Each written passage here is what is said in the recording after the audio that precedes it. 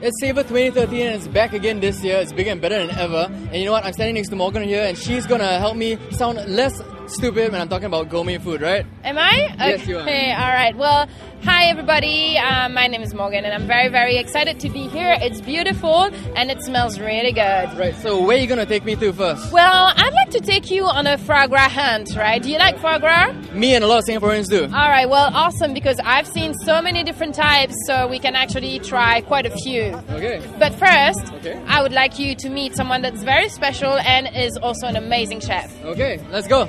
Alright. Armor the airlock, blanket the bedrock, and kiss the planet goodbye.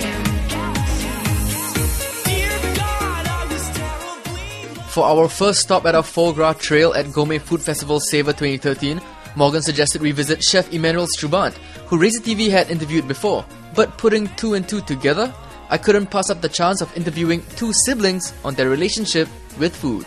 Chef, thank you for letting us into your kitchen. Pleasure, always. Full disclosure, we have siblings here, right? Yes, we do actually, Right, but full disclosure here. Okay. you know. So, your sister, My baby sister. your baby sister, and I was grilling her just now. I was like, what was life growing up with you? And said food was very important in growing up, right? Yes. I mean, good food was very Good food, important. right? So Sitting down, eating as Yeah. family, Yeah. keeping the concept of sharing a table, having conversation, recipes. Still now, I mean, we still share, we cook at home. we On do. a daily basis. Yeah. So what I'm doing here is to take on a classical dish from Saint-Pierre. We used to have a pan-fried foie gras with caramelized apple. And an all port sauce, right? All sauce. So what we've done, we take exactly the same component. We've got caramelized green apple, and what we've done with the foie gras, we did the mousse and we marinated with Armagnac. And coming from Belgium, we couldn't cut it, but we've done a waffle as a base. So that's what it is. So waffle, Belgian waffle, caramelized apple. And I put a bit of powdered on it. What's happened is it's very much of sweet and salted kind of Right. setup. Yeah. That's all yours. But it isn't a dessert. It is not a dessert. It is not a dessert. So it's a savory flavor waffle. The waffle is actually neutral, so there's no salt but no sugar either. So the waffle is neutral, apple being naturally sweet, caramelized, and the foie gras being caramelized, on the other side being salted. Each chef cooks differently. Some chefs cook because they want to put something of a memory or a story into the dishes. How much of your childhood or your life growing up is in your food?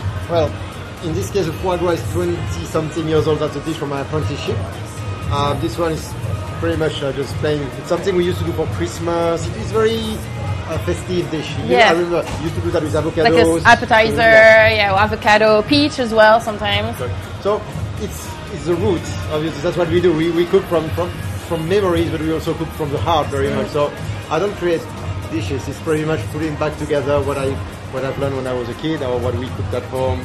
Chef Emmanuel, who is based in Singapore, will be leaving his restaurant St. Pierre after 13 years and setting up a new restaurant at the Quayside Isle in Sentosa Cove in May. And on our next stop of our Foie Gras trail, we leave him for another local chef, Douglas Tay of Osia.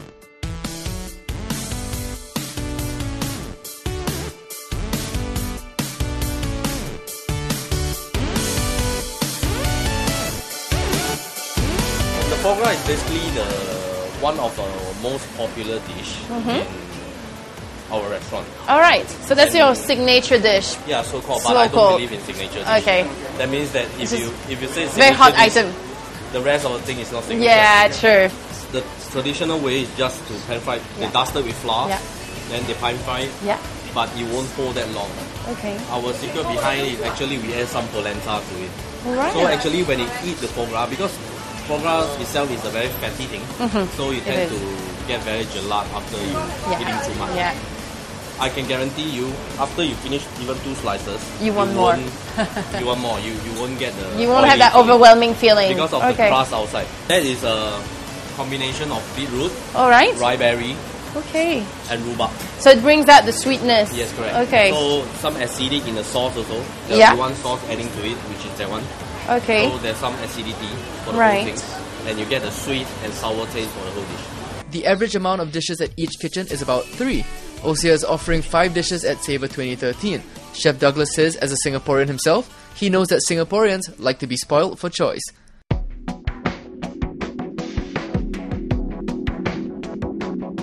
Lastly, on our foie gras trail, we have to have dessert.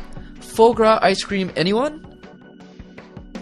foie gras ice cream. How do you come up with this concept and this idea? It was a bet with a friend.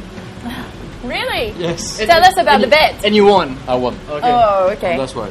The guy said, it was 10 years ago when I done that dish the first time.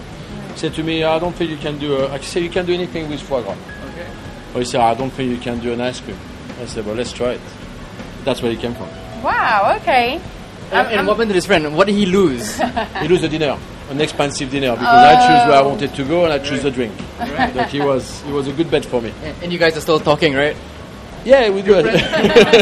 Yeah, we're still talking. So how do you manage to do a foie gras ice cream, like without giving us, the secret, obviously? Oh, but- it's got his name on the label. We just do the same base on an ice cream. Right. We're taking the sugar away Okay. and replace it with the foie gras.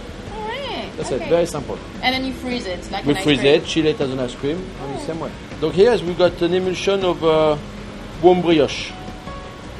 Classic foie gras and brioche, you know. You of course. That's it. So that's what we're doing here. The textures looks very, very interesting because then you get the waffle, the cone, and then Yes. your brioche actually turned into a mousse, Yeah. and then you got the cold foie gras on top. And so the brioche is warm. it's warm, right? The So you brioche got a is warm, hot and a cold, yeah. hot and a cold. And in weather like this, it's actually perfect. Yeah, because you then- will have the same way if you have a foie gras brioche. You know, the Right. warm brioche has been toasted. Right, exactly. And this is a bit of cherry vinegar. All right. Come on, give- come on guys, one bite each. One bite each. Thank you. Okay, go for it. Thank you so much, Chef. This One or looks two bites. Try to get the warm brioche. Good luck. And the texture. It's a little bit sweet. It's more savory. I think Saber. Yeah. It's awesome. I love it. Up next, we try fresh canned sashimi. Don't be skeptical. It's a must-try dish at Saber 2013.